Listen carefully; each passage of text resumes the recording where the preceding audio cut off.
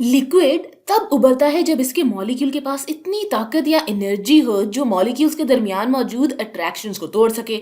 और मॉलिक्यूल्स के दरमियान ये अट्रैक्शंस इंटर मॉलिक्यूलर फोर्सेस कहलाती हैं। चलिए अब दो मॉलिक्यूल्स का आपस में मुआवजा करते हैं। तो यहाँ उल्टे हाथ पर पेंटेन मौजूद है और सीधे हाथ पर हेक्सेन मौजूद है। ये दोनों ही हाइड्रोकार्बन है। इसका मतलब ये हुआ कि इनके पास सिर्फ और सिर्फ कार्बन और हाइड्रोजन मौजूद है।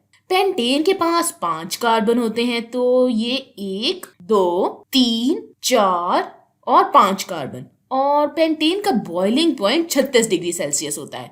हेक्सेन के पास 6 कार्बन होते हैं, तो 1 2 3 4 5 और 6 कार्बन। और इसका बॉइलिंग पॉइंट भी ज्यादा होता है। इसका बॉइलिंग पॉइंट 69 डिग्री सेल्सियस होता है। चलिए यहाँ पेंटीन का एक और मॉलिक्यूल बना लेते हैं। तो अब यहाँ ये 5 कार्बन है। अब इन इंटरमॉलिक्यूलर फोर्सेस के बारे में सोचते हैं जो कि पेंटेन के इन दो मॉलिक्यूल्स के दरमियान मौजूद हैं। अच्छा, पेंटेन एक नॉन पोलर मॉलिक्यूल है और हम जानते हैं कि दो नॉन पोलर मॉलिक्यूल के दरमियान एक वाहिद जो इंटरमॉलिक्यूलर फोर्स पाई जाती है वो लंदन डिस्पर्शन फोर्स होती है। पेंटेन के इन दो मॉलिक्यूल्स के दरमियान लंदन डिस्पर्शन फोर्स पाई जाती है। अच्छा, London dispersion forces intermolecular forces में सबसे कमजोर होती है। ये मॉलिक्यूल्स के दरमियान वो अट्रैक्शंस होती हैं जो कि बस कुछ देर के लिए मौजूद होती हैं। तो मैं लंदन डिस्पर्शन फोर्सेस को इस तरह से जाहिर कर सकती हूँ। तो मैं यहाँ पेंटेन के इन दो मॉलिक्यूल्स के दरमियान मुख्तसर और आर्जी अट्रैक्शंस दिखा रही हूँ।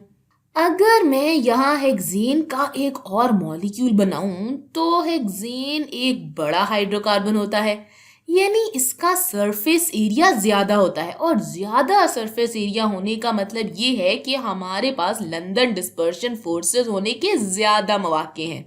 तो यहाँ मैं हेक्सेन की इन दो मॉलिक्यूल्स के दरमियान ज्यादा अट्रैक्शंस दिखा सकती हूँ।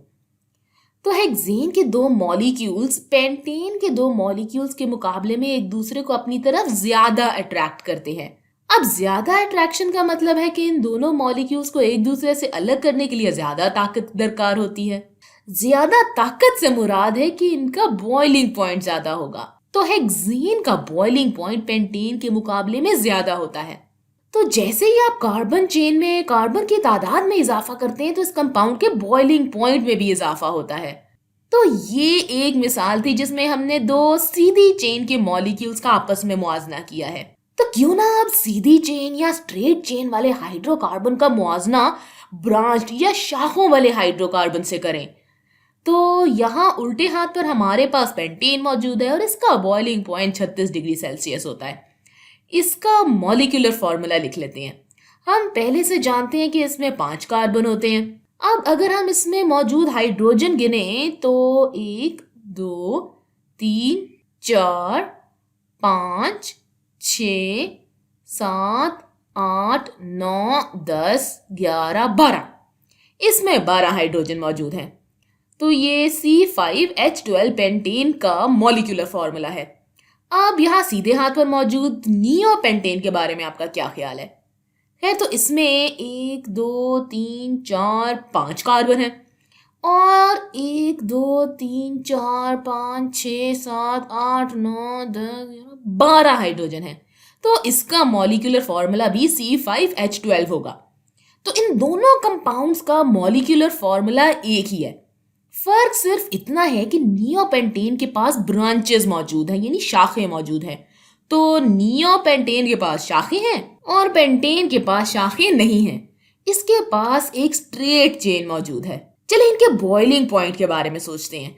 पेंटेन का बॉइलिंग पॉइंट 36 डिग्री सेल्सियस होता है, जबकि नियोपेंटेन का बॉइलिंग पॉइंट कम होकर 10 डिग्री सेल्सियस हो जाता है। चलिए अब ये मालूम करते हैं कि ऐसा होता क्यों है।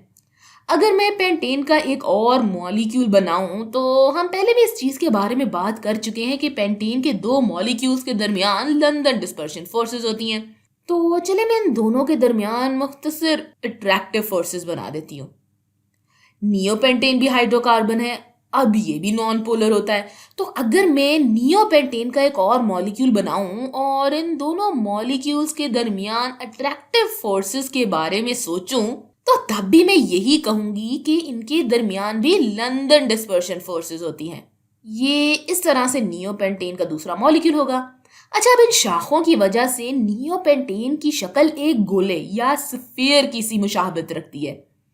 ये बस एक अप्रॉक्सीमेशन सी है, ये एक अंदाजा सही है, लेकिन अगर आप नियोपेंटेन के इस मॉलिक्यूल को एक स्फीयर की तरह तस्वुर करें और सीधे हाथ वाले मॉलिक्यूल को भी तकरीबन एक स्फीयर की तरह ही तस्वुर करें, और फिर अगर आप सरफेस एरिया के बारे में सोचें तो नियोपेंटेन के इन दोनों मॉलिक्यूल्स के दरमियान अट्रैक्शन के लिए बहुत कम सरफेस एरिया है ना? तो हम पेंटेन के इन दोनों मॉलिक्यूल्स को एक दूसरे के ऊपर चढ़ा सकते हैं ताकि सरफेस एरिया में इजाफा हो सके, अट्रैक्टिव फोर्सेस में इजाफा हो सके। लेकिन इन दो नियोपेंटेन के मॉलिक्यूल्स में अपनी शेप की वजह से या कह लें कि ब्रांचिंग की वजह से हम ज्यादा सरफेस एरिया हासिल नहीं कर सकते। इसका मतलब ये हुआ कि नियोपेंटेन के मॉलिक्यूल्स के दरमियान अट्रैक्टिव फोर्सेस कम पाई जाती हैं और इन कम अट्रैक्टिव फोर्सेस की वजह से इनका बॉइलिंग पॉइंट भी कम होता है। इनका बॉइलिंग पॉइंट कम होकर 10 डिग्री सेल्सियस हो जाता है। ठीक है, अब मैं हमेशा कमरे के दर्जा हरारत को तकरीबन 25 डिग्री सेल्सियस के बराबर या इसके करीब लेती हूँ। तो ज्यादातर आपको ये दर्जा हरारत 20 से 25 डिग्री सेल्सियस के दरमियान मिलेगा। लेकिन अगर कमरे का दर्जा हरारत तकरीबन 25 डिग्री सेल्सियस हो तो आप फिर नियोपेंटेन की स्टेट के बारे में क्या सोचते हैं? स्टेट ऑफ मैटर, यानी जो कि हम इस दर्जा हरारत पर पहले से ही नियोपेंटेन के बॉइलिंग पॉइंट से ज्यादा दर्जा हरारत पर मौजूद हैं, तो कमरे के दर्जा हरारत और प्रेशर पर नियोपेंटेन एक गैस है। इसके पास पहले से इतनी ताकत मौजूद है जो अपने मॉलिक्यूल्स को एक दूसरे से अलग कर सके। लिहाजा कमरे के दर्जा हरारत और प्रेशर पर नियोपेंटेन गैस की शक्ल में मौजूद होती है। जबकि अगर आप पेंटेन को देखें तो पेंटेन का बॉइलिंग पॉइंट 36 डिग्री सेल्सियस होता है, जो कि कमरे के दर्जा हरारत से ज्यादा है। यानी कि अभी हम पेंटेन के बॉइलिंग पॉइंट तक नहीं पहुंचे, जिसका मतलब ये हुआ कि कमरे के दर्जा हरारत और प्रेशर पर पेंटेन लिक्विड शक्ल में मौजूद होता है। चलिए अब ब्रांचिंग का ट्रेंड देखते हैं। यहाँ हमारे पास कार्बन की तादाद तो एक जितनी थी, है ना? कार्बन की तादाद भी और हाइड्रोजन की तादाद भी एक जितनी थी, लेकिन हमारे पास इसके बॉइलिंग पॉइंट मुख्तलिफ थे। नियोपेंटेन के पास ज्यादा ब्रांचिंग थी, यानी ज्यादा शाखें थी, और इसका बॉइलिंग पॉइंट कम था। तो हम अपने ट्रेंड के लिए ये कह सकते हैं कि जैसे जैसे ब्रांचिंग बढ़ती है वैसे वैसे बॉइलिंग पॉइंट में कमी आती है। हम बॉइलिंग पॉइंट को छोटा करने के लिए BP लिख देते हैं।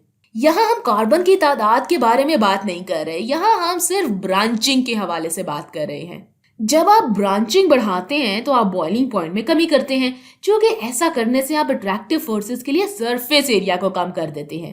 अच्छा, चलिए अब इसे मजीद समझने के लिए मजीद 3 मॉलिक्यूल्स का आपस में मुआवजा करते हैं।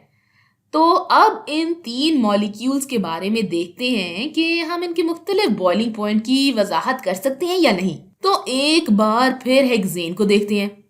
हम इसके बारे में पहले भी बात कर चुके हैं कि इसका बॉइलिंग पॉइंट 69 डिग्री सेल्सियस होता है। अगर हम हेक्सेन का एक और मॉलिक्यूल बनाएं इस तरह, तो इनके दरमियान इंटर मॉलिक्यूलर फोर्सेस में सिर्फ लंदन डिस्पर्शन फोर्स होगी।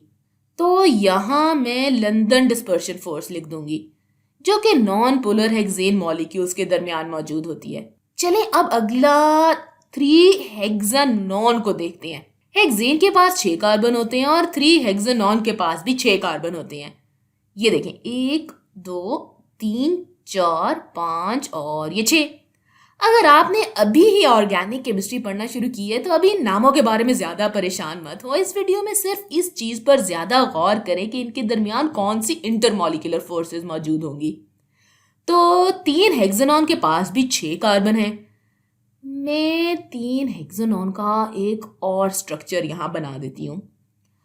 चलिए अब इलेक्ट्रोनेगेटिविटी के बारे में सोचते हैं। तो इसके लिए हम ऑक्सीजन का मुआवजा यहाँ मौजूद इस कार्बन से करेंगे। ऑक्सीजन कार्बन के मुकाबले में ज्यादा इलेक्ट्रोनेगेटिव होता है, लिहाजा ऑक्सीजन कुछ इलेक्ट्रॉन्स अपनी तरफ खींच लेगा और पार्शियल नेगेटिव हो जाता है। इसलिए फिर ये वाला कार्बन पार्शियल पॉजिटिव हो जाता है, तो ये एक डाइपोल बन जाता है। तो हमारे पास इस मॉलिक्यूल के लिए डाइपोल मौजूद है और यहाँ नीचे हमारे पास इस 3 हेक्सानॉन के मॉलिक्यूल के लिए भी यही डाइपोल मौजूद है। Partial negative oxygen, partial positive carbon.